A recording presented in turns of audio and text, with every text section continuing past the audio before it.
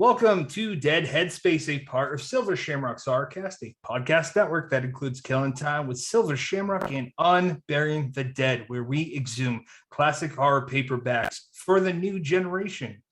I am your host, Patrick R. McDonough, joined always by my co-host, Brennan LaFaro. Please say hi, Brennan. Hello, everybody. And before we move on and introduce our amazing guests, let me just throw a little plug to a friend of ours, Michael David Wilson. He has a editing and writing consultations. He has worked with people such as Josh Melman and David Moody.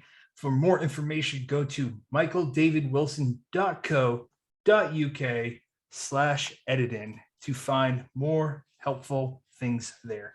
And while you're at it, check out This Is Horror. We have the new ad on the very beginning. Great show. Brennan and I love it.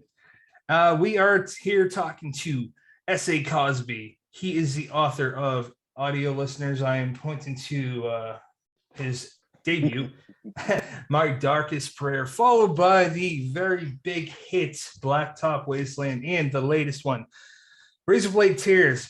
Shawn, how are you, man? Say hi, please. Hi, everyone. Thank you guys for having me back. I am actually exhausted. I'll be honest. It's been a busy month, and I feel like I'm juggling a lot of different balls while the floor is on fire and somebody's shooting at my feet. But other than that, I'm all right. That's great. And hey, perfect timing. We got a surprise guest host, Heather Levy. Hi, Heather. Oh, hey. Oh my gosh. Now I'm embarrassed. I'm embarrassed because I confessed my 90s grunge crush on your 90 grunge persona. So I didn't even hear that. I just came on, but yeah, I appreciate that. Heather Levy is the author. Her debut was brought to our attention from Shawn the first time he was on, which was episode 60 of season 1. And her debut book, through Paulus Books, is Walking Through Needles. We will absolutely talk about that later. Heather, say hi and please tell us how you're doing. Oh my gosh. Hi, guys. It's 8:00 where I'm at, so I guess it's much later where you're at. So I kept looking out the window because we're supposed to be getting storms. So I was getting really nervous about storms coming, and especially after the last time, because we've had to put my episode on hold since I got sick, and that sucks. So, but yeah, outside of that, I'm actually doing really well right now. I can talk and everything. What about you? I want to hear Shawn. Shawn, how's it feel to be surprised, sir? I am slightly euphoric and also, like I said, slightly embarrassed because I made a confession on Twitter the other day.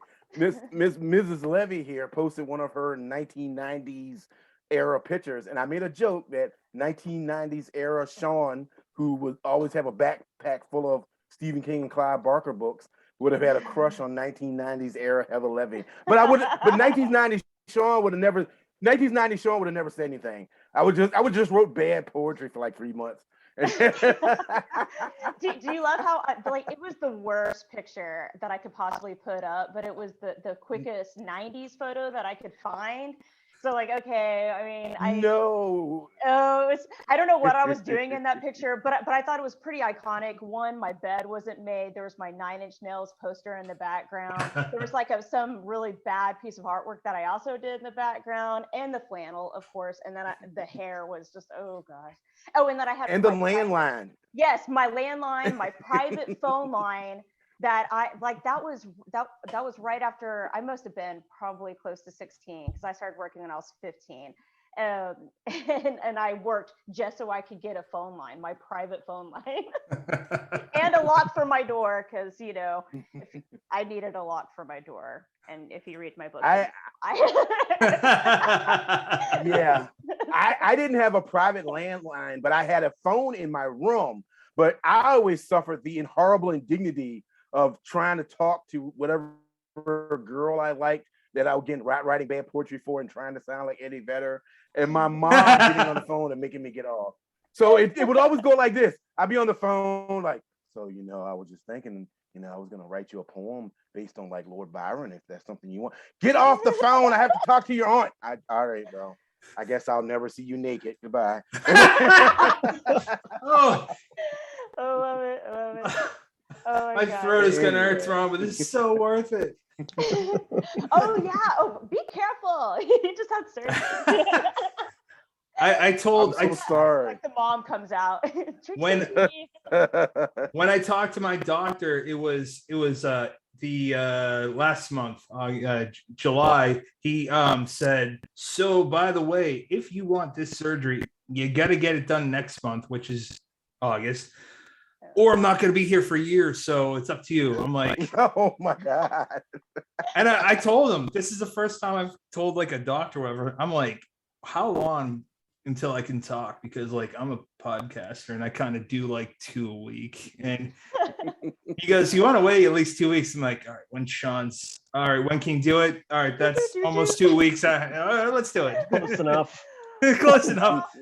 Yeah, it has been almost 2 weeks. Okay, you're good. You're good. See, I'm gonna put the mom vibe away. All right, Yeah. all right. So we were telling Shawn before we started recording that like no ass kissing, but it's just such an honor talking to the guy, and he's very interesting. He listed like probably 30 people that we should look into reading, and you were one of them. You were one of the first ones. Let's talk about. You want to talk about walking through needles real quick? Oh gosh. Like, just in general. No, I want to hear Shawn. I want to hear Shawn's breakdown. Oh, yes. Oh yeah. So I got to read two versions of Walking Through Needles. I got to read the original rough draft, which is, I would say, significant. Has significant differences. It's not significantly different. Those are two different things. It has significant differences from the final draft. But both of those books, I've never read, and I said this before, so it's not me just saying it because you're here, but I've never read a book so aggressively fearless. I've read books where people have written very honestly about things and honestly about subjects and difficult subjects that are hard to talk about. But I've never read a book where someone, especially a debut book, where someone was so just viscerally fearless. It's like, it's like that scene. It's like that scene in, you think about Lady Godiva riding through town with, on the back of a horse naked. And it's emotionally, that book is like that. It's like, here is everything that is going on inside my mind right now. And I admire that and am envious of that ability to be, I think as close as I ever came to doing anything like that with Blacktop Wasteland.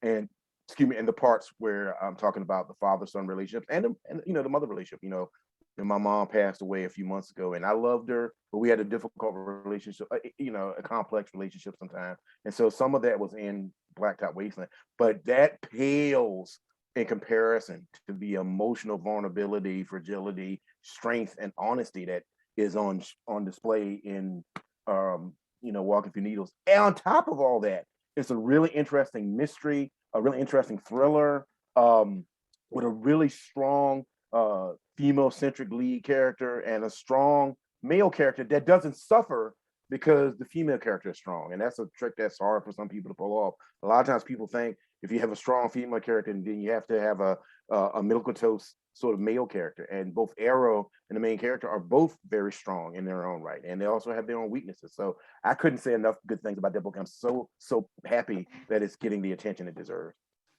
Thank you so much. You're gonna make me cry. Where's my drink? I needed a drink. I was like, our son's like in the shower as we speak right now, and I'm like, make sure you get in there before there's lightning. Like, I am definitely. That's usually a way to get the kids to do things. There's a storm coming. You better get to bed right now. Better eat your dinner. There's a storm coming. But yeah, I need a drink. I didn't have time to grab a drink beforehand, but now I kind of feel like I need one to like. We can pause. Yes, I'm gonna. Well, I'm gonna give a cheers, a virtual cheers to you, because that's you're just so kind, and of course that I think the world of you and your writing.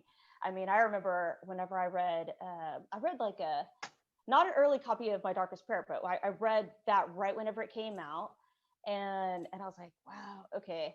yeah, like there's this guy has something that I have not seen. And it's so freaking, I feel like it's becoming a rare thing to see someone take a risk, and especially someone who like has such a love of language. And I mean, I'm sure both of you have read it, read his latest book, and it's just like, okay, how does that even come out of your brain? Like it just seems to flow so easily. But yeah, I did get to read and I think it was like an early copy of Razorblade Tears too, and that, and because we were just like, I'll trade, Yeah. And I was Yeah, like, yeah. wow, it was just, or not Razorblade, it was a Blacktop Wasteland. I got to read an early copy Mhm. of, although I did get to read, I guess it was an earlier copy of Razorblade Tears too, because I know Yeah, the art. yeah, that I got to read the arc of it, and I was like, okay, yeah, this, like after Blacktop Wasteland, I was like, you're gonna be big. And I'm like, I'm getting a blurb from this guy. I'm getting a blurb from this guy now. And I did. I'm glad you knew it, because I had no idea what was going to happen with Blacktop Wasteland. I think, it was one of those things where I wrote it and I was like, oh. It makes me so and I meant excited. every word. Yeah. Oh, well, I meant every word.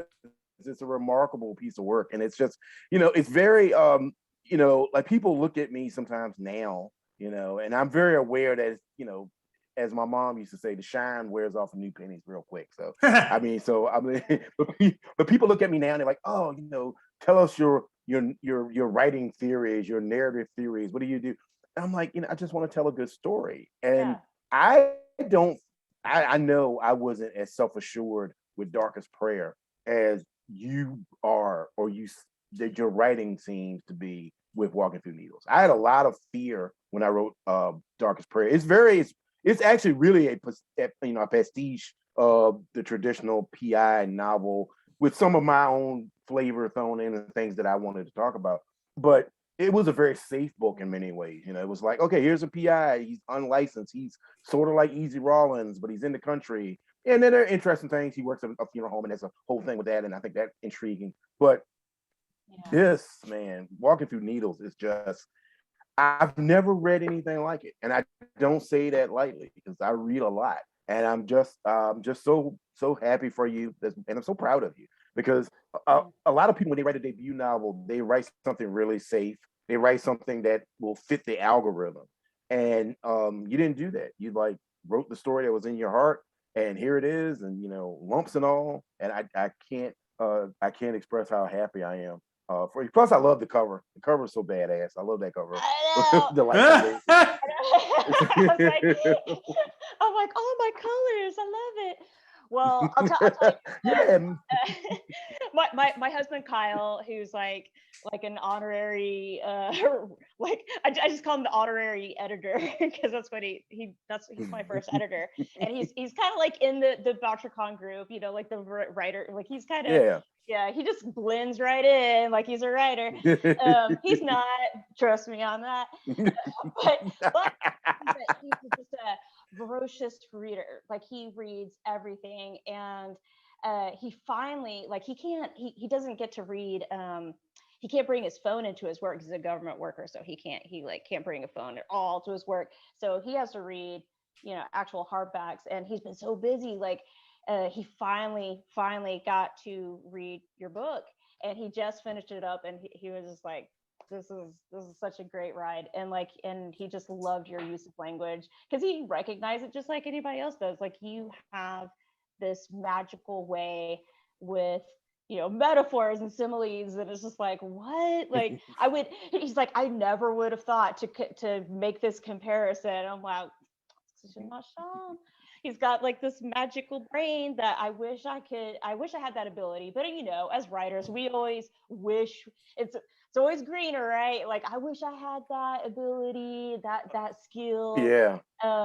Because setting is always like, that's always, it's hard. It's my weakness. So I think for me, but you're like, you seem to be running on all cylinders all the time. So you gotta give us some room. It's hard.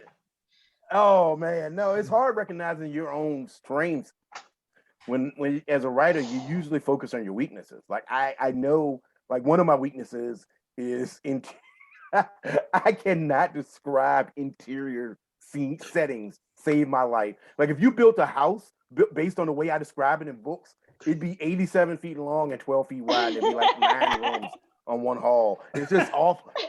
So I just sidestep that now. I just sidestep. I'm like, they went in the house. It's just like, you know, the house is shit. We don't have to go into it. There's some But stuff. I mean, you know, since we're there's a room, there's a bedroom, there's some stairs. Have at it. But no, one of the things that I, you know, not to be too puerile about the book, but the one thing that I admire what you're writing is, and I write violence way better than I write intimacy, whether it's physical or emotional intimacy. I can write somebody getting hit in the face with a hammer. I can write somebody having their hands slammed in a truck door 5 times, you know, until their fingers are mush. I can write that way easier than I can the real raw emotional or the real raw physical intimacy. And you have that ability to do that.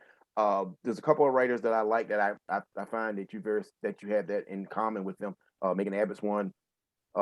People that are able to write that way without having to fight at it. And like, not a lot of people don't notice, but the end of Blacktop Wasteland that's in the book that's published is way different than the original ending, because that conversation that ends that book was very difficult for me to write.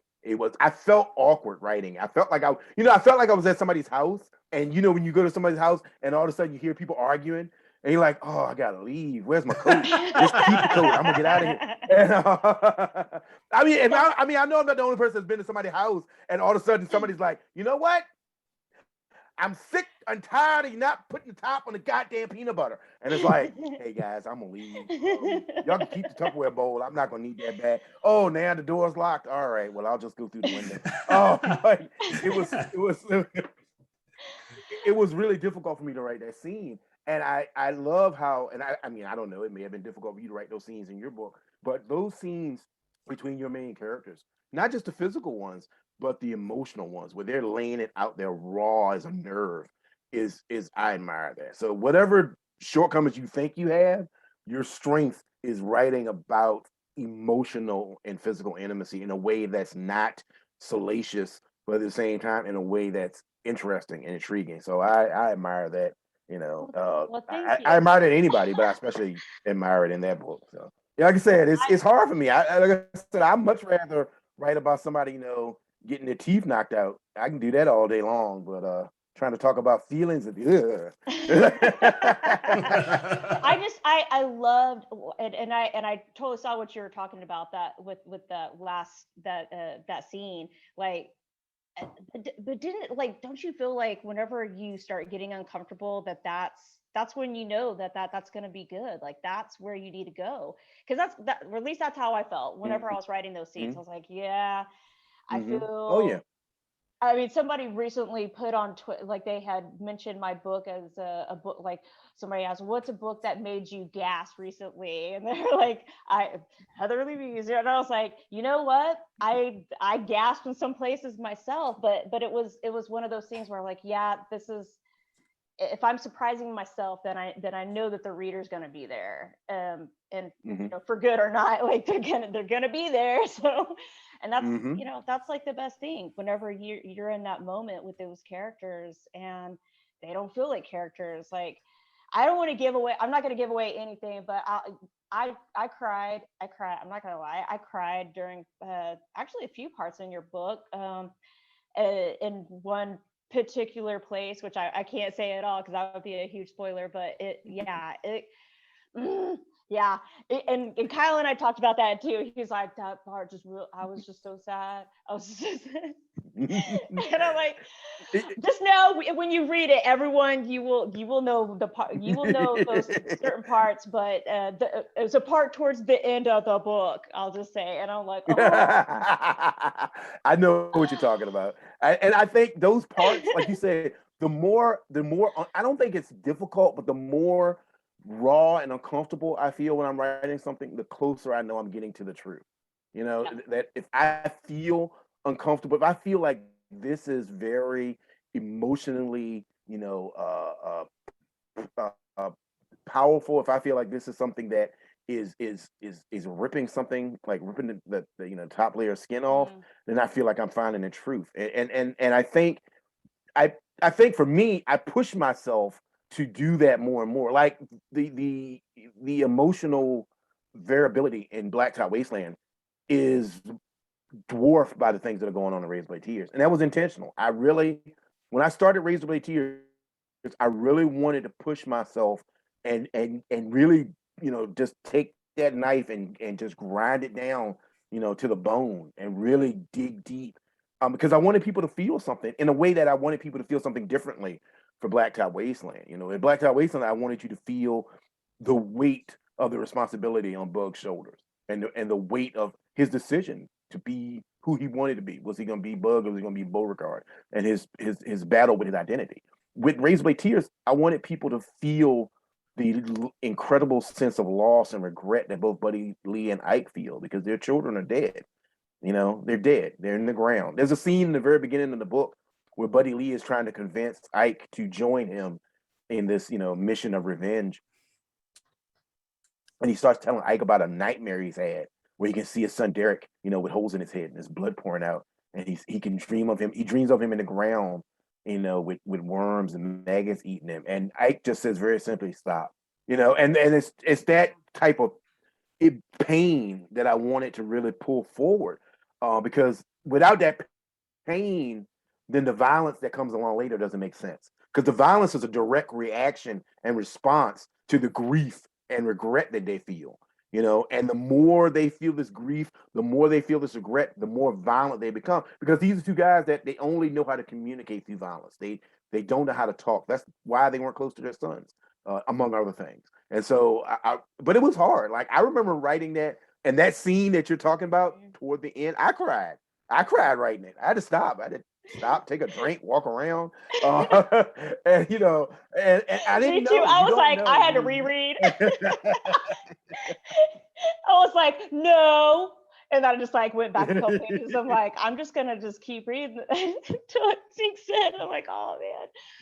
But yeah, you did. Well, you send that off to your editor or whoever you sending it to, and you don't know, and even if the editor likes it, you don't know how people are going to respond to it. So I do get a little perverse sense of glee when I see on Twitter that people talk about, oh, this book ripped my heart out and stomped on it, and I couldn't stop crying. I'm gonna need days to recover. I'm like, yeah. Like, it's worked. Well, anyway, we've been running off at the mouth. I'm sure Brendan and Patrick have some questions or something. I was gonna say Brendan go first, but before he does that, we're probably not. I don't know if we're gonna come back to this. What I want to say is piggybacking off of Shawn. It's not gonna be as intelligent or beautifully written, but I'd like to see myself as an amateur poet. So please give me that at least, Shawn. But are you going to read us a poem? No, I don't know. It's the meds, man. I don't know what I'm talking about. Seemed like you were leading up to that. No. Beans.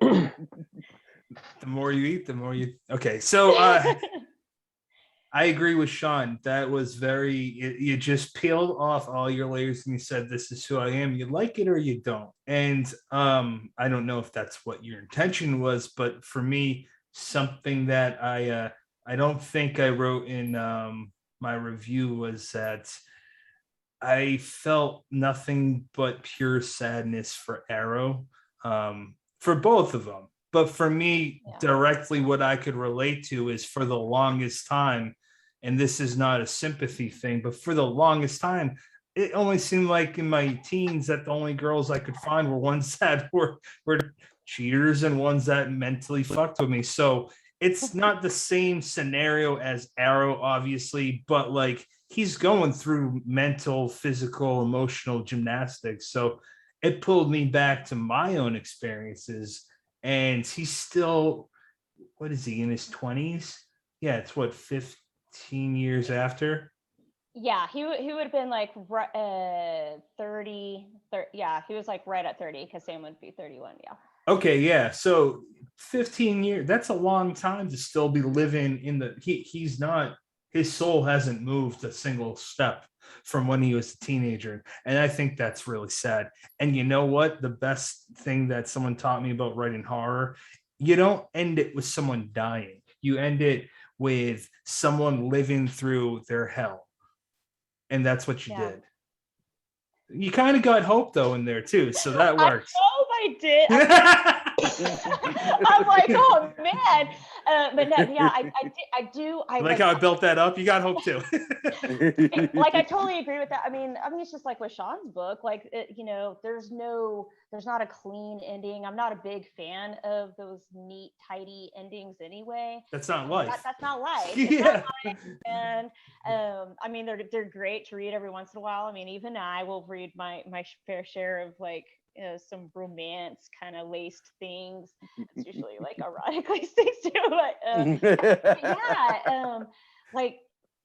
I think hope is important, and I think that Razorblade Tears has hope there too. Like it really does, and that's kind of the thing that brings you through, makes all that emotional up and down just as a reader, that it's so fulfilling whenever you get that.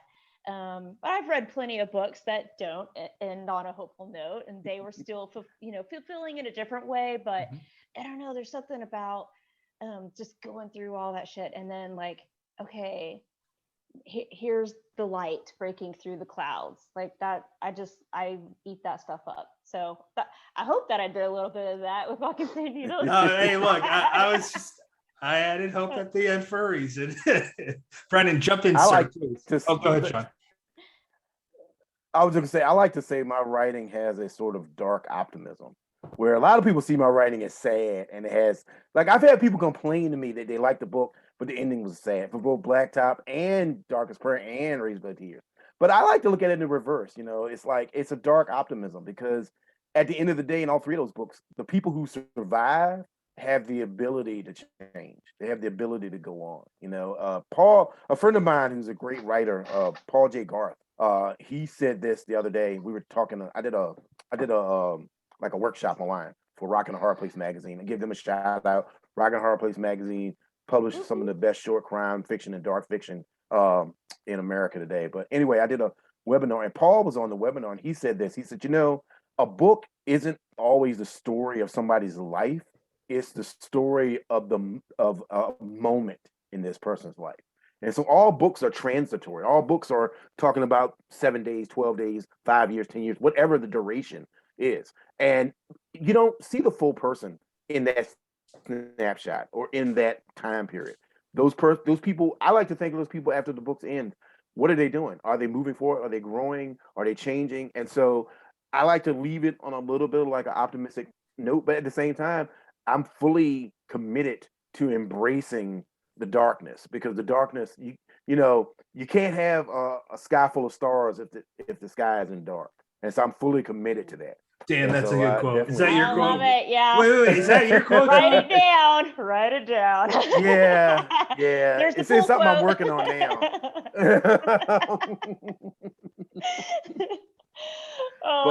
So anyway, I just wanted to say that. You just blew my fucking mind. Brendan, go ahead, sir. Well, I can't follow that. That's not fair. No, the one thing I wanted to say, Shawn, as soon as you dropped the word fearless about Heather's book, like that's it. I think I struggled to, try and only use that word 5 times when I wrote a review, because that was the biggest thing that jumped out at me is, Heather, forgive me, but the book has balls. It's fearless, it's unflinching, and it does not, if the reader likes it, that's great. If the reader doesn't like it, fuck them. Like that's the attitude that it hits you in the face with, on every page. But no, a really, really wonderful book, and congratulations on the, on the reception that you've got on it. Thank you so much. And that's why Yeah, Heather of course. will say, all right, good night, Heather. Oh, a compliment parade. That's so rude. I didn't ask my question. I'm an ass. I'm only kidding. So, Shawn, one of the biggest things that, I wanted to hear you talk about, and you have a little bit already. The last time we had John here, you were talking about Beauregard in Blacktop Wasteland, and you described him as an average guy who just got faced with the same decision as the rest of us and made a different choice. And it feels to me like with Ike and with Buddy Lee and Razorblade Tears, the way you tend to describe them is they're just men of violence, and it's shaped their entire lives up to this point, and it shapes all of the actions going forward in this book. And I just think that's such an interesting mindset. So what was it like to kind of put yourself in 250 pages of just that's it, that's everything? I think, for me, they are men of violence, but as the book progresses, they are slowly changing. It's a very, it's a very turgid change. It's like watching the tree grow. But they're changing a little bit. Because at first it's just violence. They just react. They go to that little tobacco shop and mess with those poor. Oh, you fucked that kid up, man. Yeah. Wait. One of those you said wet snap. I just had to focus on that. Those little descriptions is what makes your violence so cringy, man. Oh, the finger wet snapped. Like, oh, goddamn. Well, thank you, sir. But in the beginning, it's all of they're just bulls in a china shop. But as they go on, they learn. They start using their head more. They never become detectives, but I think they become smarter and more aware. And so by the time you get toward the last third of the book, where they're making decisions that aren't just based on violence, there's a conversation they have, and I don't want to give anything away, but they are looking for a woman named Tangerine, and they find her at a farmhouse, and there's a conversation they have with her where she's thinking, okay, you two tough guys, because she can see it in their demeanor, see it in their physicality. Are you gonna smack me around? And Buddy Lee is the one who says, look, you ain't gotta tell us, but please tell the police. Tell somebody, because and it's like Ike looks at him, and it's the first time Ike looks at him that he realizes that there's another way to go about this. We don't have to kill everybody, and then 5 minutes later they gotta kill everybody. But at that moment, Ike is looking at him like, yeah, you're right. It doesn't matter if we get the revenge personally, as long as the people who did this are held accountable. And by the end of the book, and there are moments as the book proceeds that they are able to show that they're growing and changing, but they still got that that devil in them, that hornet's nest for a heart, that all you got to do is just shake it a little bit and it'll come out. And so I find them I always felt like very sad for both of them. I really did. I felt sad that they didn't get to enjoy their sons. They didn't get to enjoy the life that their sons had made. I felt sad that they don't know how to communicate without their fist. And even though they're trying, they've wasted a lot of years having that as their only way of expressing themselves. And so the things they do in the book, the sacrifices that they make, are their path to redemption. But that being said, the book is extremely violent. I mean, it borders on grotesque. But I felt self-assured in writing that violence because I don't have any children, but I have a niece that I help raise. And yeah, if somebody did something to her, I could very well see myself showing up their house with a baseball bat with nails in it, with no compunction at all. And so I felt like, the loss that they suffered, the violence that they mete out is in direct proportion to that loss. And so for me, their violence never felt gratuitous. It's gory and it's bloody, but it never felt unearned when I was writing it. And that to me was the biggest challenge. I wanted to make sure that whatever anybody else said about the book, that they didn't feel like the violence was gratuitous. Because again, they've lost their sons, and there's nothing that's going to bring them back. And so that's the worst pain I can imagine, this is not my original quote, but I read it somewhere. There's a word for somebody who loses a spouse, and there's a word for somebody who loses a parent, but there's no word for a parent who loses a child, because that's against the natural order of things. And so that's what I was trying to invest into the book as I wrote it. That's amazing.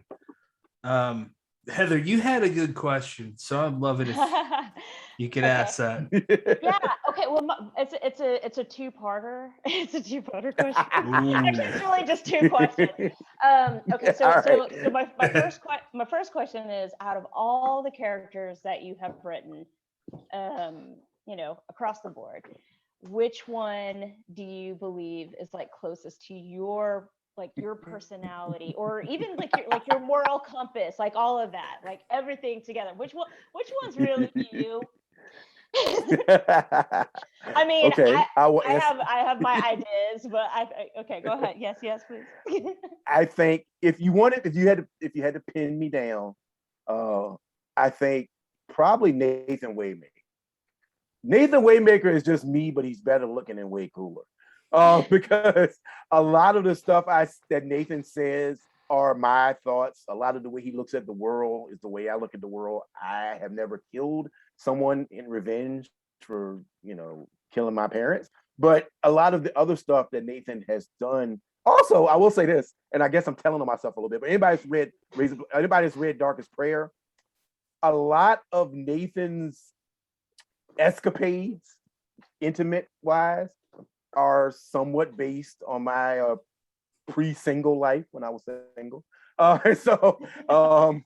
If anybody's read the book, the scene where Nathan and his friend Raheem go to the bar and they pick up some young ladies that are in town for a wedding. They're part of a wedding party and they proceed to retire to a hotel room, and the young lady falls asleep in the middle of a certain act is I will just say that's inspired by true events. So Nathan is very much as close to me as possible. I think he's the closest of my characters to my real personality. Okay, that's who I would have guessed. So I feel like I should have written it down to prove that. Like I should have written it down on paper and be like, so you can hold up the piece of paper. Yeah, I should have. Damn it. Okay. So second question is out of all your characters that you've written, which one would you just murder in a heartbeat without thinking, no blinking twice? And why? Oh man. I think the Van Kellum kid from Darkest Prayer. I think he deserves to end up in an unmarked grave. Anybody who read the book knows why. Yeah. But I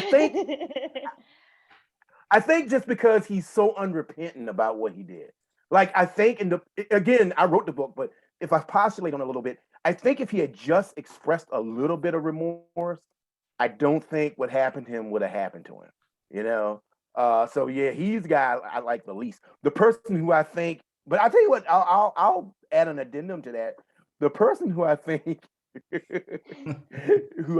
the person who deserves probably if you coming in second behind Van Kellum is Grayson from Razorblade Tears, because he's such a piece of shit. But he's a dangerous adversary. He's a tough guy. He's a powerful antagonist, but he's also such a piece of shit. He's mean to everybody, even the people in his gang. He's mean to. Poor Dome, and he almost gets his earring pulled out. He's just so mean and nasty to everybody. I don't want to kill him, but I damn sure want to hit him in the face with a hammer. Just so that's a two-part answer to the two-part question.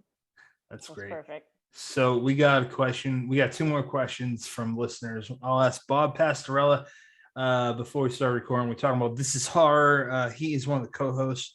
He asks, this may have been covered before, but how does Shawn's love of horror fiction translate to writing crime fiction? When does the haunting of the soul shift into the darkness in our heart? I think that's a great question. And I think, I think horror, I love horror. I've talked about it ad nauseum and, in many other forums before. But for me, I was always drawn to the mid-American naturalistic horror, like Stephen King, Robert Bloch, Richard Matheson. folks like that.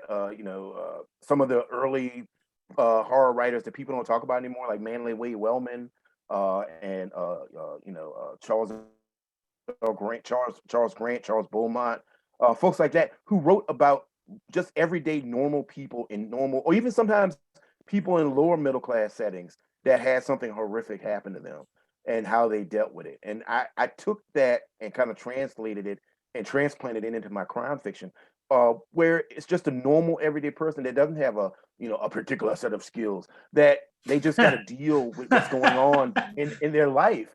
And I find that fascinating because I find that, the everyday person, when they're presented with either a supernatural adversary or just a physical adversary in a more realistic setting, you don't know what reservoirs of strength you have until you test it. And I think that's fascinating for me. On another note, a lot of my violence is very much influenced by horror.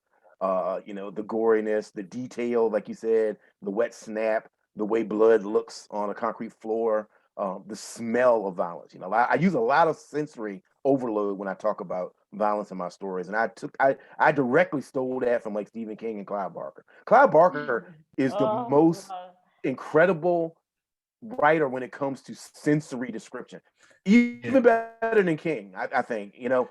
And just the way he talks about flesh. And I mean, I don't mean to make that sound sexual, but the way he talks about flesh and how it can be ruined, and how it can be satiated is incredible. I mean, you read anything by Clive Barker, In the Hills and the Cities, The Son of Celluloid, The Madonna, all the stuff in the Books of Blood, anything in Weave World. There's a scene in Weave World that I directly used inspiration from to write I wrote a a comedic horror story about a lion. And there's a scene in Weave World where the head or the main antagonist, this witch, is attacked by a lion once they go into the Weave World. And the way he describes her scars after this lion has had at her, it's so visually powerful. And I took that from horror fiction. I fully admit that I crib all of that from horror fiction and try to infect that into my crime fiction. That's fantastic. I love Barker too. God, what I'm struggling with the title, guys. The one that inspired Hellraiser. Hellbound Heart. Oh, the Hellbound Heart. Talk about sensory details. I mean, that's just full of them.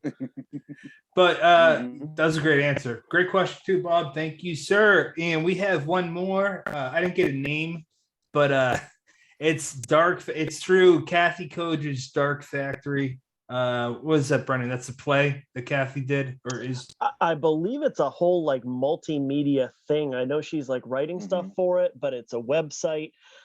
Huge production on her part.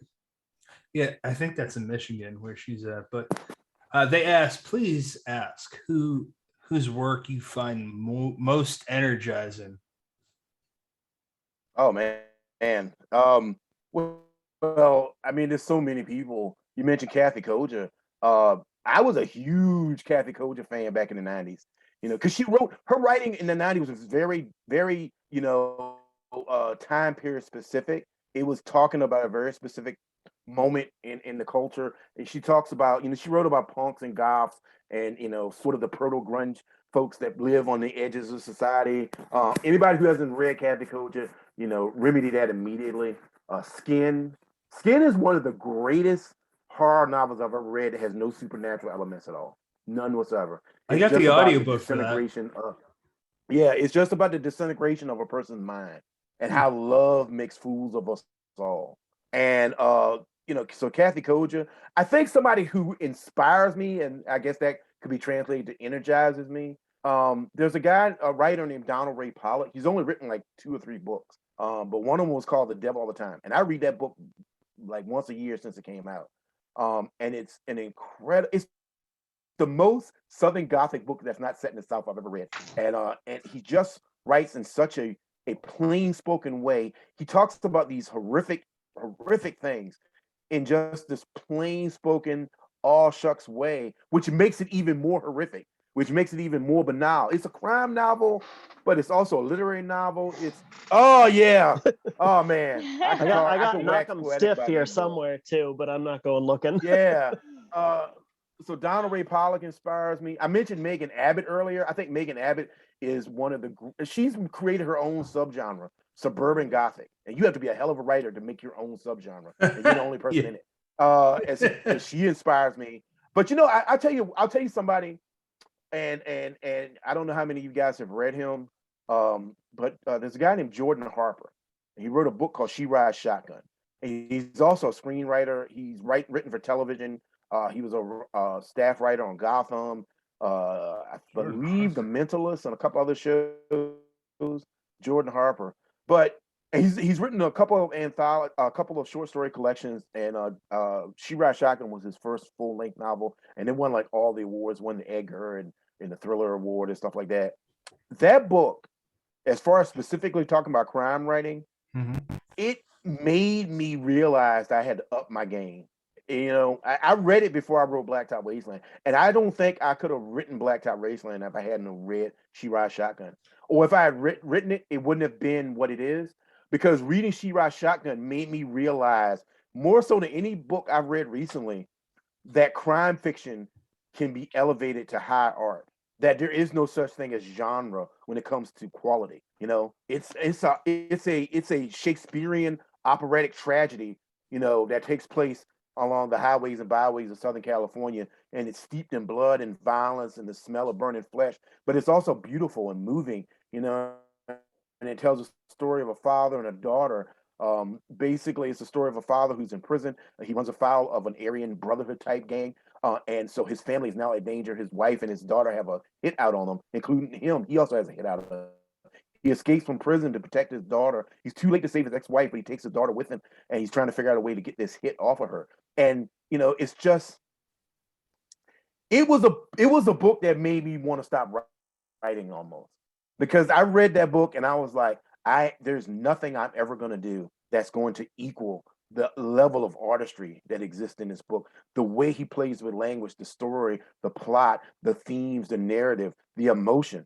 And once I got over that, when I sat down to write Blacktop Wasteland, one of the things, I had a copy of She Rides Shotgun on my desk, and I would look at it whenever I got down and bogged down with the details of Blacktop Wasteland. And I said, I don't know if this book is going to be better than She Rides Shotgun, but I'm damn sure going to try to make it its equal. I don't think I succeeded, but I wouldn't have been inspired to even attempt it if it hadn't been for Jordan Harper. So that's my final answer. Man, that guys, I'm gonna hand it over to Heather or Brennan in like 2 minutes, but that's incredible. I got to read that book if that's what inspired Blacktop Wasteland. And you know what?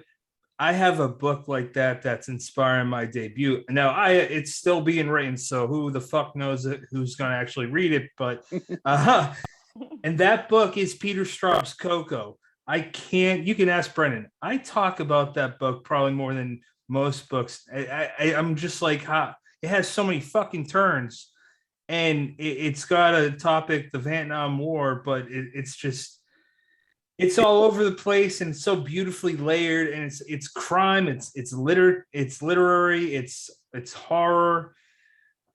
Yeah, I feel the same way of Coco as you do as She Rides Shotgun. Let's talk about you, Shawn. Back to Razorblade Tears. I actually had a two-part question.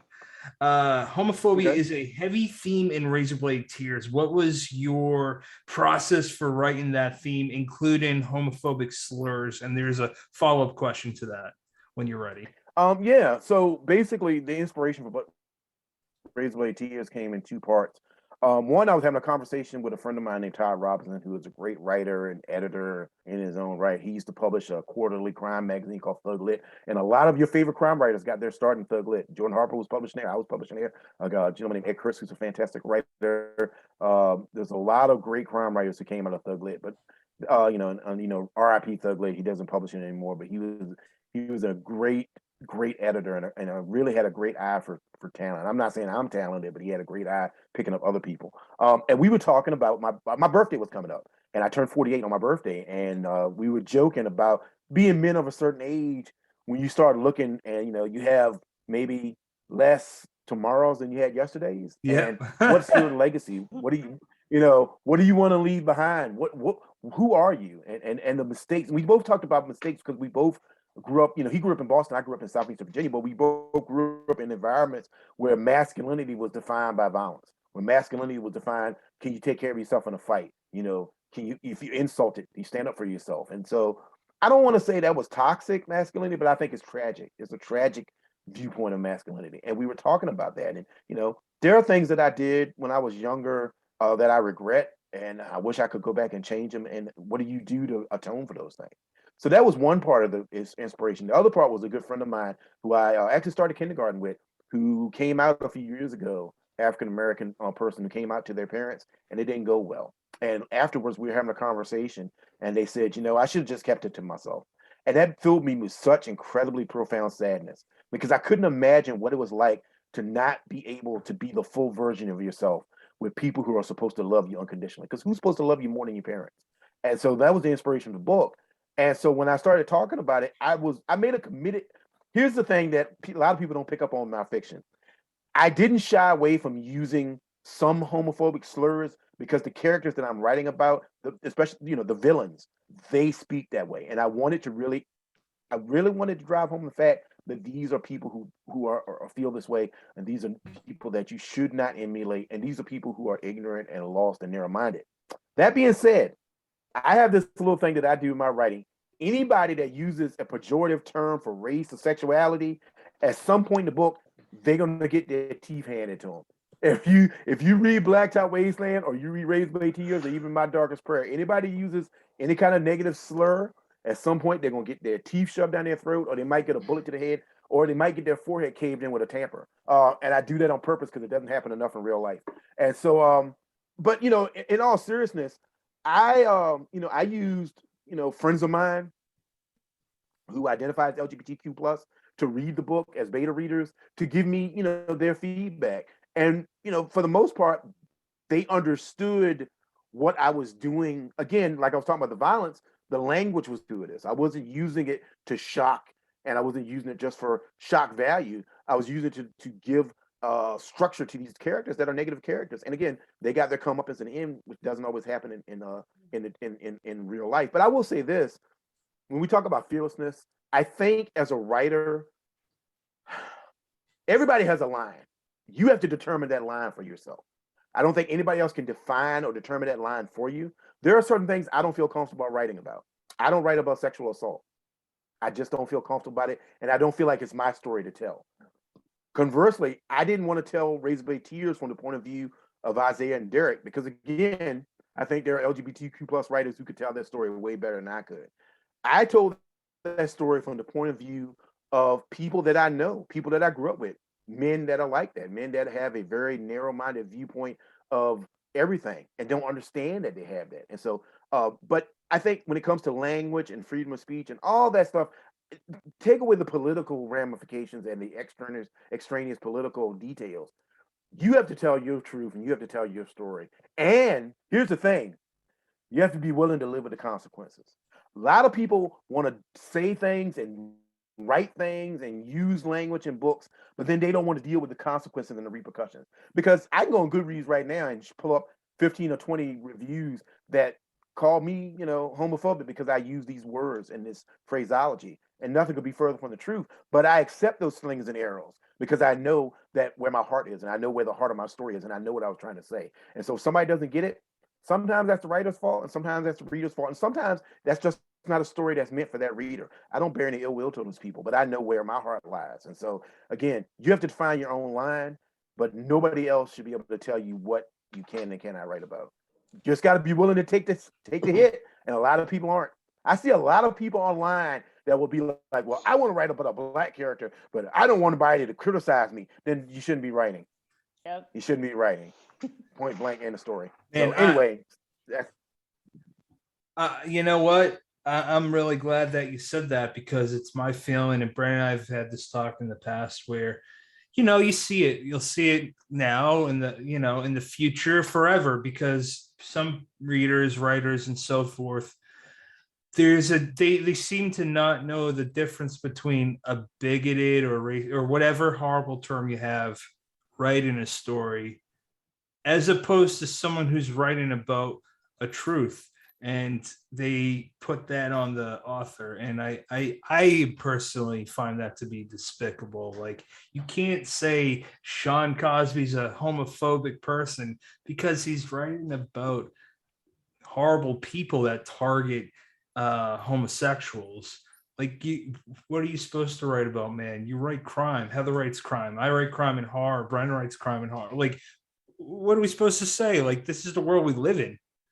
So I kind of was curious how, and Heather, please jump in too, how you guys felt about that. Shawn just answered that, but Heather, how do you, I mean, if you don't feel comfortable, don't answer. I can definitely. Okay, so I've been asked this a lot, but in kind of variations of it, like, well, don't you feel like you should have trigger warnings on your book? And I do understand. I have some friends who just recently added trigger warnings to all of their back catalog, which is I think that's great. It's their choice to do that. I've always come from the place of, I think that a reader does bear some responsibility in what they're reading, but it is equally important that the publisher and the author, as much as possible, as much as they can, because authors don't have like that much say in how things are put together and marketed. But for me personally, I was lucky enough to work with a publisher where I could, say, hey, I really feel like we should have it phrased this way so that it's pretty, it's clear that this book involves, abuse. It involves, sex, sexual abuse. Like, it's hard to say it without saying rape. Hey, there's rape in here. In a book description, you're opening up the flap of a book. That's like not necessarily the first thing you want to see, but you want to make it pretty apparent what could possibly be triggering for readers. So yeah, I mean, I've had plenty of reviews. I don't read reviews anymore. I don't go on Goodreads or anything like that. So it took, like, after the arc was out and stuff started coming in, and I had some really wonderful reviews from early readers, but then there were like a few where it was just like, that was not the book for them. They clearly did not read it all, or actually some like only got to like a pretty early chapter, and that was it for them. And I don't fault them for that. Like, that's, I tried my best to make sure that the description was going to hopefully prepare people for the dark ride that they were about to go on. But it doesn't always end up that way. And the people who got it, they got it. And I'm so thankful for that. And honestly, for me, and I don't know how Shawn feels about this, I was more nervous about how my fellow writers were going to take things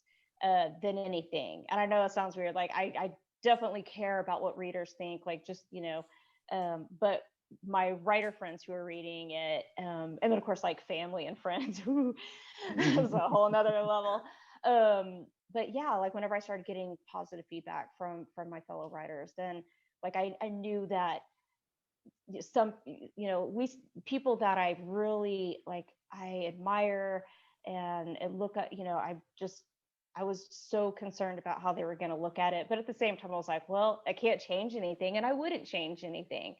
And I think that's, as a writer, to, talk about fearlessness, it's really, it comes from a place of, okay, I think just not reading the reviews just helped a lot, like I said, from that mental standpoint. But once it's out in the world, I mean, what can you do? Like, you hope for the best. You try to write the best damn story that you can. And however people process it, you have absolutely no control over that. So why beat yourself up over it? The people who love it, that you care about, that's what's going to matter the most. I think for me, that's what matters the most. Sure. Okay. Brilliant. I was just gonna say, I was gonna say, like a couple months ago, there was a huge debate on the hellscape on Twitter about trigger warning and stuff like that. The hellscape.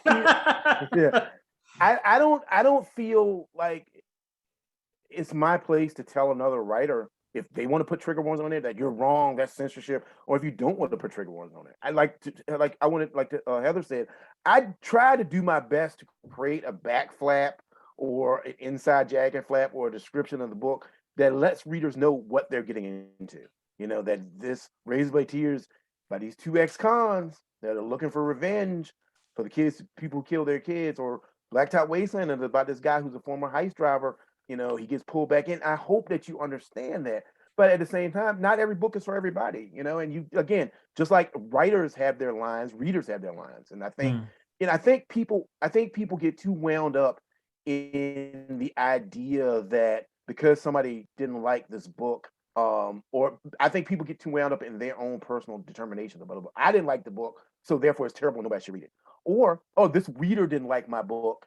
I don't believe in going after readers. Like I said, I don't go on Goodreads anymore. I don't look at reviews. I wish people would stop tagging me in negative reviews. That's horrible. They won't, man. But even said, I don't respond. Because that's personal experience. That's their understanding of the book, and it is what it is. I will say this though. I think readers can tell when your heart is in the right place. I really, maybe I'm naive, but I really do believe that. I think a reader that understands when your heart in the right place understands what you can write about. Because I think you can write about anything as long as your story earns it. As long as your story is honest and fearless and telling the truth. And again, your heart is in the right place. I mean, you can write a book about anything you want. And like I see this a lot with bizarro fiction. I have some friends who write bizarro fiction. They're writing extreme stuff. They're writing like far, far, far deep, dark, extreme horror. That's not for me. Some of it I read because I like horror, some of it I don't. But again, I never come away from that feeling like, oh, my friend is a serial killer, or my friend is, wants to kidnap little kids and cut their faces off. Now that being said, there are some writers, and I'm not going to mention. There's been a couple instances with writers where not only did they write about that, but then they went ahead and jumped in some people's inboxes and wanted to show they wee willy whacker. Oh, and so yeah, now I'm gonna judge you. Now I'm gonna judge you based on what you did in conjunction what you wrote about. So whereas I don't believe Clive Barker has made deals with the devil and has convorted with interdimensional demons that are obsessed with pain and pleasure, there are other writers who are like, yeah, you're not invited to the party. And I think that's something that we have to be aware of as well. But I just wanted to say that. I didn't mean to go on a tangent, but anyway. Man, I was thinking of that writer before you even said it. That's fucked up. Yeah. Yeah, as you were talking, I was like, yeah, I know what you're talking about. Actually, I mentioned it to Heather in a private conversation. I don't even know how it came up. I'm like, this is fucked up.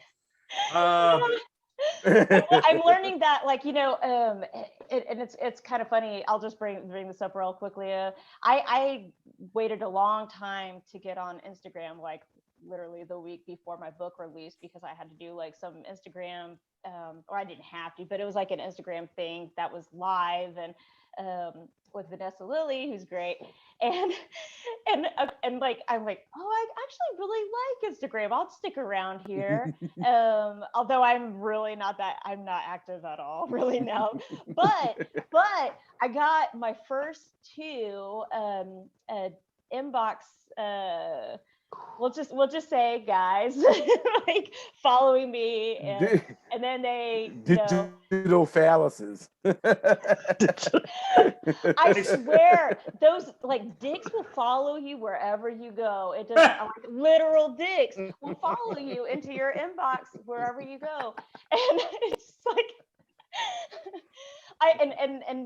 the well, not funny. It was kind of sad. Like one of the people, I'll just say one of the people who both of these people I blocked. But one of the people, they had followed me, and I'm like, okay, well, they look kind of sane, because they had like pictures of like their family. Oh God. Like, it was like really like sweet pictures. I'm like, those had to all be fake. They had to just be fake photos. I don't know. Like, just no way. But yeah. Can I tell you? Can I tell you guys a story real quick? Did you get some too? Well, I'm going to tell you a story. So when Blacktop Wasteland first came out, when it I don't say this egotistically, it took off. It did really well. Yeah, no I kidding. I got really interesting emails, from individuals. And first it was just women. Like I really love. No, first it was just emails. I really love this book. I feel like you're talking to me. I feel like you're in my head. I'm like, oh, that's creepy, but whatever. And then one day I opened my inbox on my author's page. I have a separate author's page on Facebook. And I opened my inbox. It says, you have 9 new messages. I'm like, oh, let me open that up. And it was all inbox photos of a young lady who was wearing nothing but my book over her chestal area. And I'm like, I don't even know what to do with this. I'm going to have to block you because this is kind of creepy. So the next day, I say, you got you have 2 new messages. Oh, okay. Maybe this will be normal. One of them was normal. One of them was a gentleman who was under the mistaken impression that I was what it is commonly used in LGBTQ slang as a bear. So he was under the impression that I was a bear and that he was a bear and that he thought we could be bears together. And to make his case, he sent me a digital representation of his phallus. And I was like, so this is Did he paint? So did he use paint?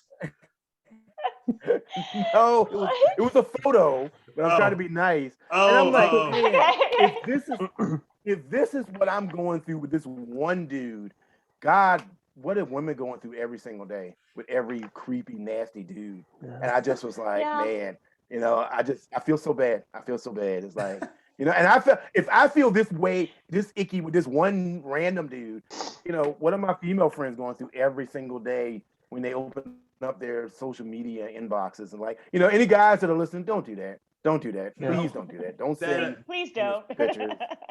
Because been my experience. I was just gonna say it's been my experience.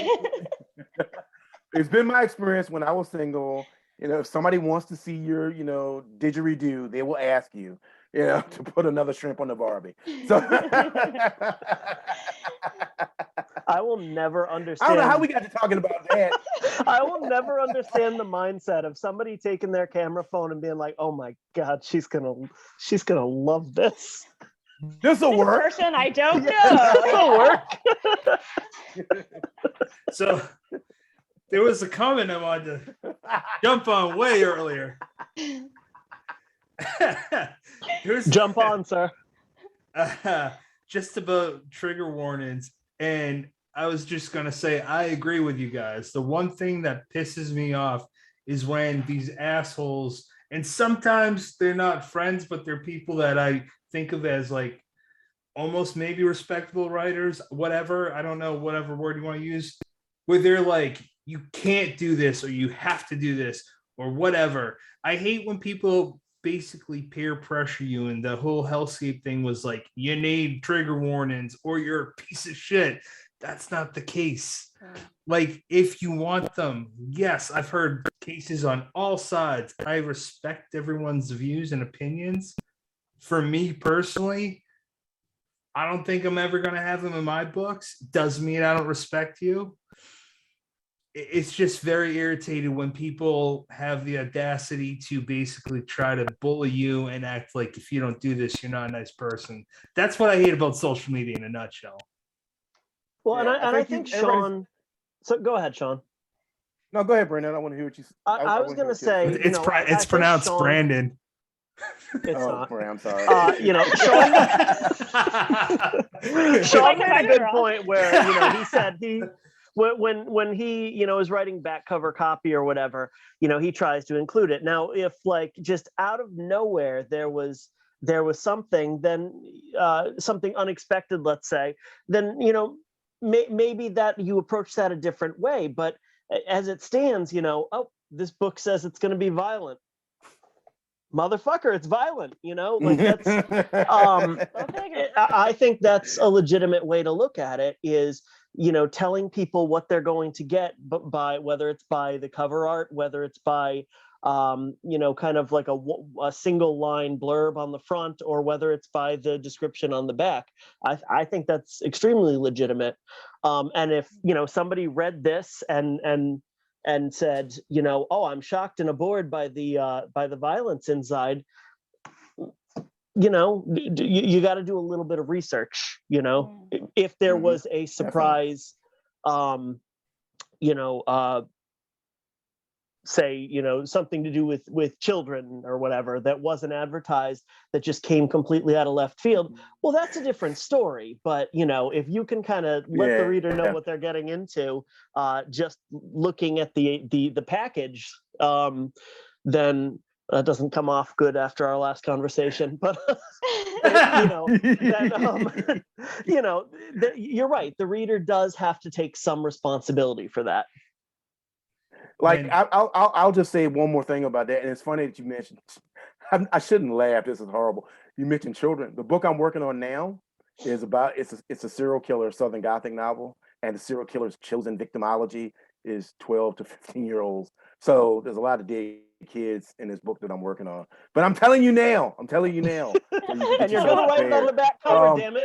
Oh, no. Yeah, that's like, But that being said. That's being said, like, if you read I'll use this book as an example. I don't know if any of you guys have heard of it. There's a book called Tampa by a writer named Allison Nutting. And that book tells you exactly what is going to happen. And and for me personally, I still wasn't prepared, but I respect the writer because she gave me all the information.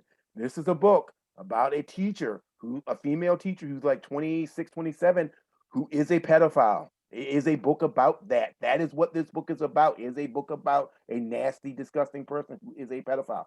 And I don't know how you make that any plainer. Anybody that reads Tampa and then wants to say later on, I didn't understand what that was about, you weren't reading. You didn't look at the advanced copy or the reviews.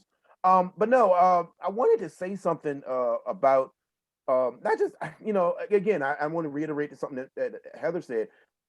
Whether you decide to have trigger warnings or not is your decision. And I think I want to say, I respect everybody, whatever decision they make. What Patrick said, I don't want anybody to tell anybody they can do something or they can't do something. Everybody should have their own make their own determination about that, and that's fine. But I think ultimately, what I feel like our duty, our charge, so to speak, as writers, is to tell the truth. We make up stories, we tell lies to find the truth. And again, I think sometimes the truth is hard. I think sometimes the truth is difficult. And it's our job as writers to disseminate and articulate that in a way that readers can understand. And readers don't have to agree with what we consider our truth. There are certain things that are axiomatic in life, I think. You don't hurt children. You shouldn't put your hands on somebody that doesn't want you to put their hands on them. And I think the way we talk about those axiomatic things is what gives writing its beauty, what gives writing its power. And so, I write crime fiction, Heather writes crime, you guys write crime fiction and horror, but there are other writers that write literary fiction that also talk about dark things. I mean, there's a book called 1,000 Acres by James Smiley, and that is a dark book. There is some dark shit going on in that book, which I don't think the back cover did a real good job of explaining because it's a literary genre fiction. And I think sometimes genre fiction is the redhead stepchild when it comes to publishing in books. Like, again, using 1,000 Acres as an example, there's attempted fratricide in there, there's sexual assault, there's sexual abuse, there's infidelity, there's all types of dark things in that book. That book went on to win the Pulitzer Prize. But because it's a literary novel, no one questions the content as opposed to a horror novel or a crime fiction novel. And so I think that's, a little bit of, I think there's a little bit of disingenuousness in people's reactions to things based on what genre they come from. But I wouldn't change anything that I write about. I love writing about crime fiction. I think crime fiction is the most honest way of talking about the human condition, because I think every book can be a crime fiction book, because every character that you write about has the potential to break the law, has the potential to do something dark, has potential to go against societal norms. And so whether you're talking about a book, whether you're talking about Shakespeare, or whether you're talking about, early American writers like Nathaniel Hawthorne or Frank Norris, or whether you're talking about, Dickens, everybody, you know, there's nothing more noir and dark than, you know, Mrs. Havisham and, you know, in Great Expectations, sitting in that fucking room with all them goddamn rats. And she's like 80 years old, still wearing her wedding dress. That wedding dress had to be funky as hell. She hadn't changed that thing in 70 years. But it's, you know, there's nothing darker than that, you know. And so I think, you know, a lot of times genre fiction bears the brunt of society's reactionary politics and stuff. But I love writing about it, you know. This, you know, Dennis Lehane said one time that, you know, writing about crime fiction or writing about noir fiction specifically is different when you write about literary fiction. Sometimes in literary fiction, he says people fall from great heights. He said in noir fiction, people fall from the curb into the street. And that's where I want to, that's where I want to be. That's what I want to talk about. You know what? I'm going to throw one at you. Let's play this game a little bit longer. Mark Twain. Let's do Tom Sawyer. You could. It's funny to think of it in this way. You could, and if it was penned by him, have a pretty goddamn good noir book by Twain set in that era. Oh yeah, oh yeah, yeah. Twain. I mean, Tom. Huck Finn and Tom Sawyer are dark books. There's a lot of dark shit that happens in them. Faulkner is noir. I mean, Faulkner is, you know, one of our great literary giants, an incredible experimenter with language. He did things with language that people had never done before. Things that we do now that we take for granted that are regular tropes of the way we write. Faulkner created, and so. But yeah, you know, like Light in August is. If you haven't read Light in August, it's probably his most accessible book. Light in August is a dark noir drama that, you know, is considered one of the great pieces of American fiction. You know, and so I think, you know, you talk about comic books, you know, The Watchmen is a masterpiece of noir fiction, you know, and so, you know, noir stretches across all medias, all genres, all, you know, permutations of the way we express ourselves, the written word, because it talks about the things that are closest to the human experience: pain, loss, lust, desire, perversion, hope, optimism. You know, all those things exist in noir. They exist in various degrees and in different forms, but they all exist in there. And I think that's why I love writing about it. I struggled for a number of years when I first started writing, finding the genre, I guess, that I wanted to write. And I tried doing sci-fi, I tried doing horror, and something about crime fiction clicked for me. And I think it probably has to do with my upbringing. You know, anybody that's heard me talk before knows that I, you know, grew up really poor. I was, you know, I always talk about, you know, I didn't have indoor plumbing until I was 16 years old. I remember the night we moved in the trailer and we had a bathroom, and me and my brother just flushed it like 5 or 15 times in a row. Just like, I can't wait to take a shit. This is great. So, you know, but you know, I think that's what, you know, it's the thing that is closest to my heart when, you know, I talk about what I want to write about. I mean, and that being said, I do want to write about things that are a little more expansive. I have ideas, things that I'm working on now, things that I want to work on in the future that sort of move away from that a little bit. But at its core, I'll always be writing about noir fiction. So, Shawn, real quick, I one thing I latched on to that you said a while ago now, but you said you talked about, you know, kind of owning what you write down, and this is all the way back when, you know, Patrick asked you about using certain slurs in your work. You said, I'm going to own it. And the one thing that kind of jumped out to me is, you know, the argument that so many of these ding dongs have where, you know, they yell First Amendment and they can say whatever they want. And that doesn't, yes, that's technically true, but it doesn't mean it's free from consequences, you know. And that's what, you know, as far as owning it, it would be really great if people read your book and wrote reviews and didn't assume, you know, they knew your personality, assume intent and all that. It would be really great if people stopped tagging you in negative reviews, but neither one of those damn things is going to happen. No, I don't think so. No question here, but I just thought that was an important thing to latch on to as far as the discussion about, you know, people telling you what you can and can't write, people telling you, you know, how you should write it. Absolutely, you know, my takeaway is absolutely do it, but be prepared to have people not like it pretty much no matter what you do. Also, I think it's important to say that you also do your due diligence, do your work. You know, if you're going to write about people outside of your personal experience, you know, Do the work to talk to people, research. If you're going to write about, okay, I'll go back to Razorblade Tears. I'm writing about people in the LGBTQ community. I reached out to friends of mine. I'll give a shout out to a really good friend of mine, PJ Vernon, who's the author of Bathhouse. But we were really good friends. We kind of came up together, struggling to get publishing deals. And I reached out to him because he's somebody I respect, and I also respect him enough to know that he's going to tell me the truth. And he did. There were things in the first draft of Razorblade Tears that I got right, and there were things in the first draft of Razorblade Tears that I got wrong. And he was somebody who, cared about me enough as a friend to be honest with me. And it's like, no, you didn't get that right. You need to, I'll give you an example. Anybody that's read Razorblade Tears, there's a scene that takes place at a gay bar. In the initial draft of that I have Ike gets hit on by somebody, and he flips out and he assaults this person. And the initial draft, I had what I thought was a very moving moment where everybody in the bar got quiet and nobody said anything, and they looked at Ike with these, long, reproachful gazes. And my friend PJ said, look, man, a fight in a gay bar is just like a fight in any other bar. Tables get moved, people are getting out of the way, they're trying to grab their drinks, there's yelling, there's talking, people get in the fight, people are separating people. He said, a fight in a gay bar is not some type of like religious experience where everybody gets down on one knee, and that was my fault. That was my mistake. What I thought was respectful and what I thought was moving was actually condescending, And so you have what I said before, you can write about whatever you write about, but you have to be able to take the hits. You have to take the legitimate criticisms and sometimes the not so legitimate criticism. But you have to be willing to do the work. You have to create, I can't say this enough, you have to create characters, not caricatures. And you have to do that. You have, if you're going to write about characters outside of your own race, then make sure that you read about people who have and the experiences they've gone through.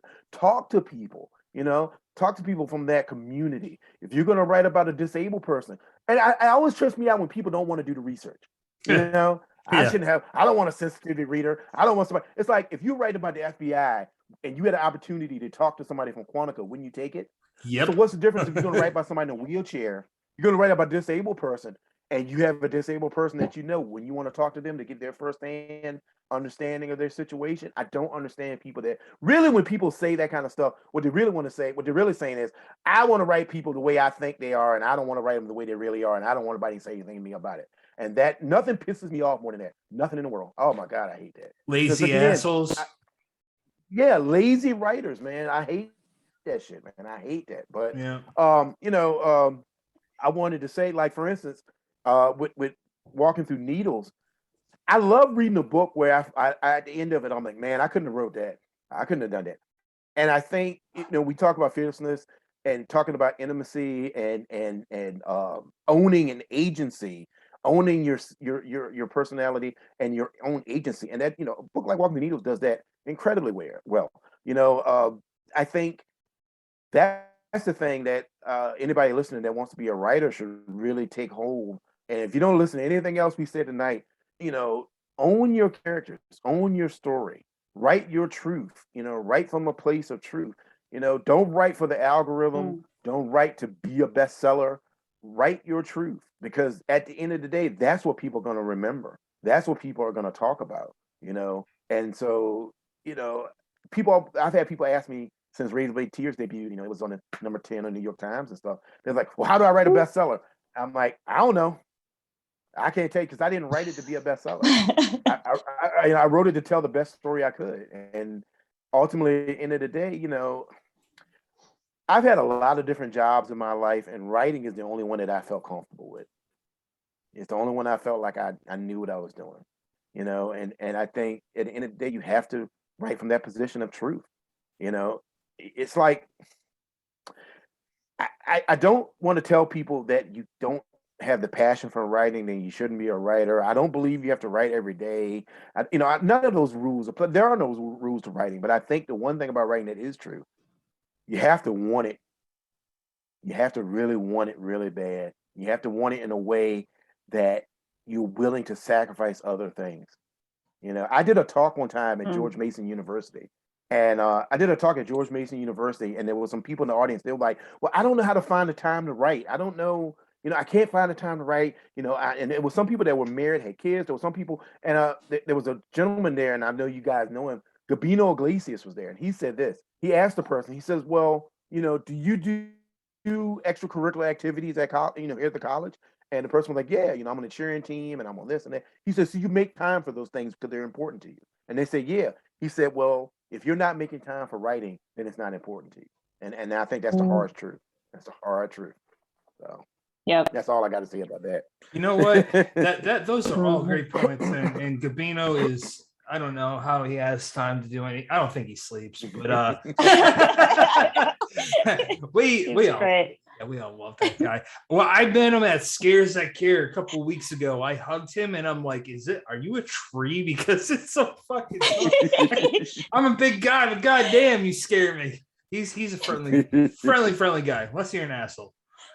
But anyways, moving on. Heather, you were gonna say something. Sorry about that. Oh no, I don't even remember what the heck. I don't know if you guys saw we had a little power flash here. So I'm like, where? What's going on? So I had to whip out my phone really quick. That's why I'm at a different angle now. So you get to see like a different angle. audio listeners, Heather's at a different angle now, just as beautiful, if you don't mind me saying. Thank you. Absolutely. So speaking of New York Times bestsellers, you were or New York Times, sorry. That's different for being on the New York Times top list, isn't it? Yes. Yeah, well. I mean, but yes, I did. I like the weekend before Walking Through Needles came out. I got that wonderful review in the New York Times and I about died. What a lot of people didn't know is that like 2 weeks beforehand, I knew that I was going to get reviewed because, I don't know if many people know this or not, but generally you do find out from your publisher or whoever, you're getting a review. And and sometimes there's a little bit of a gap between when that review actually comes out. So I had 2 weeks of absolute freaking out, like night sweats, especially like they said, oh well, it might come out, the digital one might come out on Thursday before the release. So like 2 days before that I didn't sleep. Thursday nothing came out, and I was like freaking out. I didn't sleep at all that Thursday night, and then it was like Friday around noon is whatever it released, and then and of course you don't know if it's going to be good or bad. That's the other thing too. Like you just know you're getting a review, and then it was a positive review, and I'm like, holy, did I just read the word spellbinding like like about my book? And that was pretty much like the best gift ever. And my husband went out and bought 6 copies of the Sunday Times at Barnes and Noble because that's like the closest place that had one. And I'm like, damn, you know how expensive the New York Times is? I like calculated. I'm like, that's I'm gonna need so to sell incredible. some books. Gonna need to sell some books so I can make up for the cost of all this New York Times copy. But I'm not anywhere near where Shawn's at, but not yet. Seeing his success, and so some other folks that I've been keeping my eye out, that I've been wanting to see big success, like Kelly Garrett. There's so many people who are like finally getting like the big deals, right? Like the really big deals. And I can't say that like of course everybody does want a big deal. Yeah. I'm lying. I do want a big deal. That would be great. but what and I like I just got done reading a while back because I read it like right when it came out, when Megan Abbott's The Turnout just came out, and then she got on the New York Times, and that was like a checkbox for her. And I'm like, what? Mm-hmm. Like that, how was that a first time for her? Like I really, it kind of blew my mind because I had to go back and like try to find it. I was like, that true? And so, like she's this far into her career and she's still able to have those moments where like she's excited about something that's happening in her career. So I look at it like that. Like I look at whatever happens from here on out, I hope it's always a step further. That's kind of the thing. Like I don't want to go backwards and what I'm doing, and especially with like what I'm writing, you know, like as Shawn says, always tell your truth. That's what I try to do at this work in progress. That's beating the hell out of me, because it is it's hitting close to home on the truth skill. You're bleeding on the page. Yeah, I'm getting to that place where I'm getting scared about how certain people are going to look at it. So that's when I know, I'm like, okay, I'm going to get there eventually. It's just, it's taken me a lot longer than I thought. Pandemic, all this stuff. And so I keep sending I sent my agent a new, like, okay, I'm working on this, and this is when I hope to have it. Like I was hoping to be done by this fall, and that's not happening. So I'm like, well, no, I'm sorry. I was hoping to be done by summer. Now I'm like the fall, because that gives me until the end of December. So, and I don't even know. I mean, it's how it is. Like I'm not working on probably the kind of, I don't know what's your deadline, Shawn, but like, you know, when people already have a book deal, they have like a 2-book deal or whatever, like they have to be working on that next deal. And I don't have that right now, so I don't have to worry about that. But I do worry about it from the standpoint of I don't want my agent to drop me. So I miss those days. No, it's funny, you know, when you start out, like, you know, when I wrote Darkest Prayer, I wrote that on spec. Nobody was checking for that. I just wrote it. And then I kind of was like that with Blacktop Wasteland. I wrote it, and then I met an agent, and then the agent repped it, and then they became, you know, the guy with Flatiron had his 2-book deal. I was lucky because Razorblade Tears, I didn't think Blacktop Wasteland was going to sell. So I just went right into writing Razorblade Tears. Like, all right, I've been writing nonstop for like 4 years. Like, I've been writing like all the time. And so now, and then what happened was my agent got me like some other opportunities in different medias, I guess is a good way of saying it, different genres. And so I've been writing those. Like I wrote Razorblade Tears and a audio drama and a young adult novel all the same time last year. I was writing all 3 of them at the same time. Wow. And that was crazy. I'll never do that again. I'll never do it again. I'm actually, that was really dumb. But you know, when you and I think Heather can talk to this. When you grow up in a certain economic situation, you are never secure. You never feel secure. So if someone's like, "Oh, we're going to pay you X amount of dollars to write this audio drama," I'll do it. And we're going to pay you X amount of dollars to write this YA novel. I'll do that too, because you feel like I'm never going to have enough. I'm never going to be safe. You know, I eat the whole loaf of bread. You know, I eat the whole loaf of bread. You know, the middle and the heels, because that's the way I grew up. And so I have to it's hard to get yourself out of that mindset. And so I'm sort of working on getting myself out of that mindset. The deadline I was talking about before we went on the air, once I'm done with that, I'm taking a 3-week, like a 2 or 3 week sabbatical. I'm not writing anything. It'd be the longest time I haven't written anything in 4 years. I don't want to write anything. I just want to like read, catch up on my reading, watch some movies, go hiking. I haven't been hiking all year. So all of that kind of stuff. And then I'll come back. But like you said, because I'm with Flatiron, I have a deadline. They want another book by June of next year. And so I got to get cracking on that. I'm actually writing it kind of, already. I don't know if I told you guys about it last time, but basically tentatively titled All the Sinners Bleed. It's a Southern Gothic murder mystery. It's about the first Black sheriff in a small Southern town. Yeah, it sounds amazing. Yeah. So I'm working on that, which it's going to be horror influenced. It's not going to be supernatural. It's like if Justified met True Detective. I really want to get very close. I really want to get right up. I like those cops. Right up to that. Right up to that supernatural line, but not go over it. And so I'm working really hard on that. It's probably gonna be the longest book I've ever written. Really? And so because it's this story, but I'm also telling the story of this town.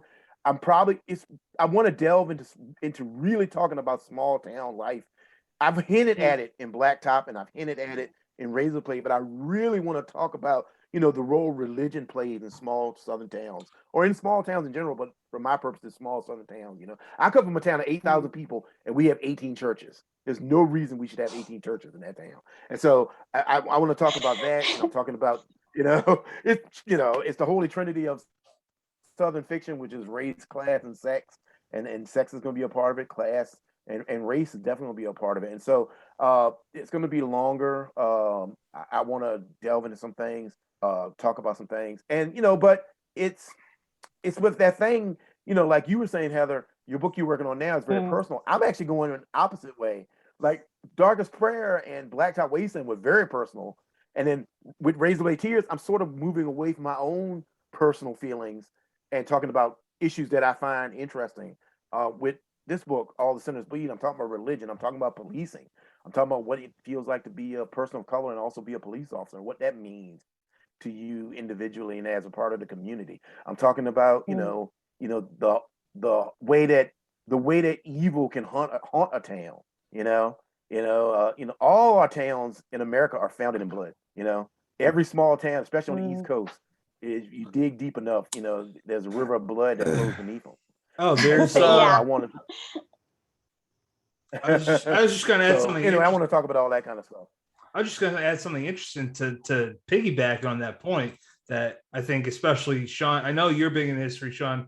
Heather, if you are too, you might find this interesting. Is where me and Brennan are from in southern eastern part of Massachusetts. The per capita bloodiest war was King Philip's War. That's in the Plymouth area. That's where we grew up, and that's not talked about really in any history books. And if it is, it's a tidbit. And the only reason I know so much about it as I do is because I love history, and I dug all this stuff up. There's a lot of fucked up stuff that happened. Like it goes way beyond the Pilgrims gave them some disease-ridden blankets. Like it was a whole line of they done got fucked, and then their corpses got fucked. Yeah, it's like if you look at any historical, but I mean not even history. Like look at like since you talk about horror a lot, look at Salem's Lot and the way Stephen King talks about Salem's Lot in that book and how he really deconstructs that small town, and he talks about it in the macro when you talk about the history of the town, the Marston House, and people that lived in that town from the 20s on in.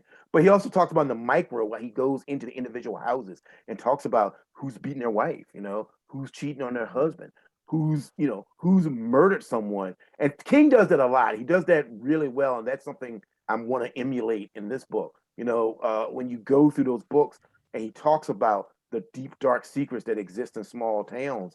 And I think that those secrets exist in small towns in a way they don't exist in larger areas and more urban areas. Hey guys, I hate to cut this short, but I got to run here. Yeah, no problem. So if you guys want to, I don't even know what time it is now. Yeah. No, if you guys got a couple. Where am I? Yeah, if you want to edit around that and ask me a couple final questions, that'd be cool. No worries. Hold up, 1 hour and 46 minutes. Yeah, no problem. How about this? We do final thoughts and then call it a night. Yep. Okay. All right, guys. You know what? How about we go with our final thoughts? We'll start with you, Heather. Oh, okay. Are they just like general final thoughts? What are your final thoughts about anything you want? Tell us where on top of that, tell us where people can follow you. Okay, everybody, you can follow me on Twitter. I'm at Heather L. Levy, and on Instagram, same handle. You can follow me on Facebook. I've got an author page out there. I know I need to get like an actual website. I'm really, really horrible about like technology stuff and all of that. So I'm like, if I have a web page, what am I going to do with that web page? Like, I don't know. I don't have somebody writing content for me. Ooh, Shots fired! No, actually, I have no idea. I actually have no idea if Shawn has somebody writing content for like a website, but I know plenty of people who do, and they have amazing people. But but yeah, final thoughts. I mean, everybody go out if you haven't already. Pick up Shawn's book. Pick up Razorblade Tears.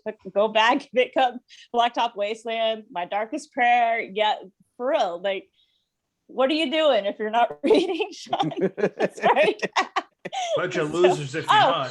And then of course pick up mine, Walking Through Needles debut. So it's out there. It's out there in the world. Buy my book so I can see my number, because I do check the Amazon numbers, which is stupid, I know, but because it like fluctuates throughout the whole You're gonna day. drive I'm yourself like, crazy. I'm like, look at my number. don't I'm do like, that. oh. But yes, Yeah, don't do but that. do that so I can see my numbers jump a little bit. Okay, it gets me excited. Sean, Oh, man. Sean, final thoughts, sir. Thank you guys for having me again. This is so great. Anybody that knows me knows I love to talk about writing. I can talk about writing literally ad nauseum. I miss conventions because one of my favorite things was to go to the bar around 10 o'clock, get a good drink, and start just talking about writing with other writers. And that's something that really is a hole in my soul. I miss that so much.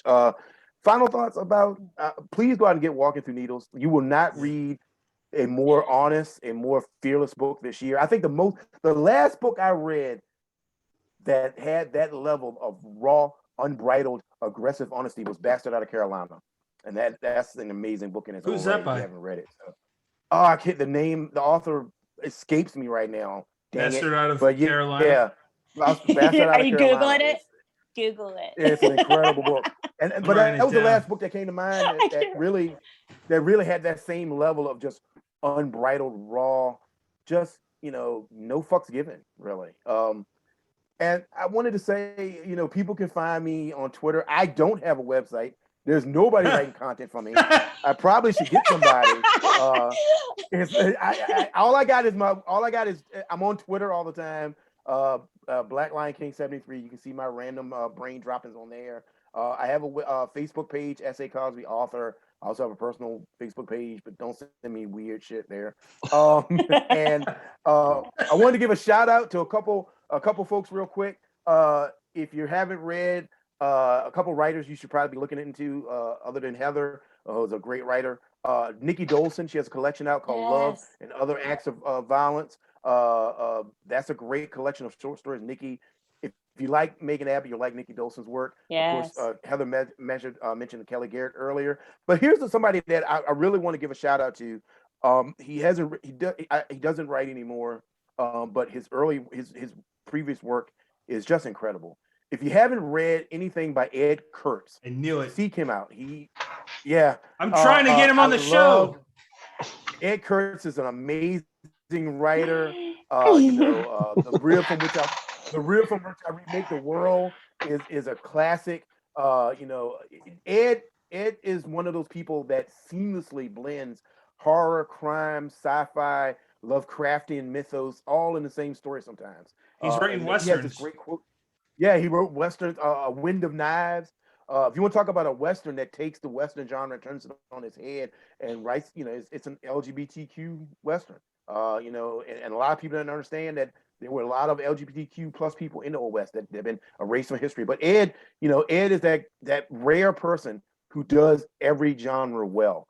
He hasn't written anything for a long time for his own personal reasons, and I totally understand that. No pressure on him at all. But read his work, read everything he's written if you can get a chance and get your hands on it. He read a story at a Noir at the Bar. I think it was called Mules. It is the most disturbing story I've ever heard live. Oh my God! It's about some drug mules, and there's an in vitro twin involved, and it's just I watched him make people leave the bar in fear and disgust. It's incredible. He has an incredible voice. He's an incredible reader. He's just a great all around guy. Like I said, look up the work of Ed Kurtz, to take a gander at what's really the dark side of horror and crime fiction. And that's all I got. Beautiful, Brennan. What you got for final thoughts, sir? Final thoughts. I want to thank Heather for surprise joining us tonight. You've been an absolute pleasure, and we've got you on in about 2 weeks, so we get to talk to you more. Yay. Absolutely loved Walking Through Needles. We'll dive into that even more, when you get your own full episode, but people should go out right now and buy that so they, you can be happy with your numbers and all that good stuff. Yes. Thank you. It was my pleasure. I was so excited. I was like, yes, I will definitely surprise you. I was definitely surprised. It gives me an excuse to get, together. It's a small con right now. Sean, I think I could sit here and listen to you talk for 5 hours. I wouldn't hear you repeat yourself once, and I wouldn't be bored for a second. Always a pleasure to have you on. You are too big to be on our show, but we appreciate you making the time for us. Pat's mad because I wasn't supposed to tell you that. We were hoping you didn't know that, but Oh, no. one more thing I want to add in for anybody who's made it this far. If you don't already have this book, we're going to be doing a giveaway for a brand new hardcover version of Razorblade Tears, US people only, and you'll have to follow the Twitter in order to figure out what the hell we're going to do to what we're going to require people to do to give that away. It's at dead_headspace. Whoever wet snaps more fingers wins. So for my for my final thoughts, Heather, thank you. It's been a pleasure getting to know you and to call you and Shawn. I'm gonna say it on air, friends. I don't know how that happened. I wanted to say one very, very quick story. Shawn did an AMA, Ask Me Anything, last year. And I am like some of my peers, just don't give a shit. And I'll ask anyone if they want to come on my show. It's worth a shot. So I said, Shawn, how can I get on your radar? And he came on. And this is the third time he's been on. He came on with Lansdale, Gabino, and Cena Palaio before. And every time it is amazing. Heather, we have the same experience with you. Yeah. And I just got to say, Shawn, thank you for all the wonderful books. We want you back whenever. And we appreciate both your guys' time. So thank you for that. Thank you. Listeners, Thank you guys. Thank you so much. Listeners, next episode 112, is with Keith Lansdale. That is Joe R. Lansdale's boy. He is also a writer of many great horror stories. So stay tuned for that for next Monday. And you have many choices in podcasts. We appreciate you picking us. Have a good one. I had 2 deadlines for 2 separate, very different projects at the same time. One of them, I thought I was done with both of them, and I turned them in. And then the other one of them was fine. They accepted it. And the other one, how can I put this? Had more questions. So I'm working on that tonight, and after I get off, I've been working on it all day, and I'm going to work on it tonight, and hopefully I'll be able to turn that in, so I'll actually have this weekend off to not do anything. So Sounds great, man. You got weekends off now? Well, I didn't. It's funny. That's the other side of the coin. People always ask me, like, how does it feel? Things are moving so fast, and having the New York Times bestseller book and all that. But the other side of it is that there's a lot of opportunities that come, but with that opportunities, there's a lot of responsibility and a lot of demands on your time. And it's way different than when I was riding around with my buddy Eric Pruitt, in his big old SUV, and we had a trunkload of books from like our independent publisher, and we were riding down the East Coast trying to get people to buy them and put them in their bookstores. And so it's good trouble. It's good problems to have, but at the same time, it's a significant shift than where I was like 5 years ago. It's like, because people are, I've always been good with deadlines because I take that seriously, whether I was getting paid or not. But there is a difference when there are more people depending on you, I guess is a good way of saying it, and there's more on the line, I guess. So I'll put it like this: I can see very easily now on the other side of this why writers, like if you look at like a J.D. Salinger, why they only wrote 1 or 2 books and kind of just receded into the background, because it can be you definitely need downtime. You definitely need downtime to enjoy the fruits of your labor. That's a Right. good way to say it. Yeah. Unless you're like unless you're like Stephen King, and you just write whatever the fuck you want, and like nobody can, you get to that point where nobody can tell you anything. It's not even that they're afraid of you. It's just you become an entity unto yourself. You're too big to fail, so you can do whatever you want. So, but yeah, I'm definitely looking forward to finishing the rewrites or the notes on this last project, and then looking forward to like not doing anything for like 3 or 4 days. Thank you guys. Means a lot. All right. Have- Good night, have a- guys. Thank Have a you. great night. Y'all have a Thank good you for night. surprising me. Thank you for surprising me. Heather. I Oh, appreciate it so much. so good to see you. So good to see you. I was terribly embarrassed, but I appreciate it all the same. Oh, I cannot. Because I was waiting. I was waiting to get on, and so I was Yeah. like waiting for the text message so I could like log on. So I didn't hear anything you guys were talking about. So I can't wait for that episode to come out. Because Oh, yeah. And on that note, good night. Bye bye, guys. Good Good night, night, guys. everybody. y'all. Bye bye. Good night. Take care.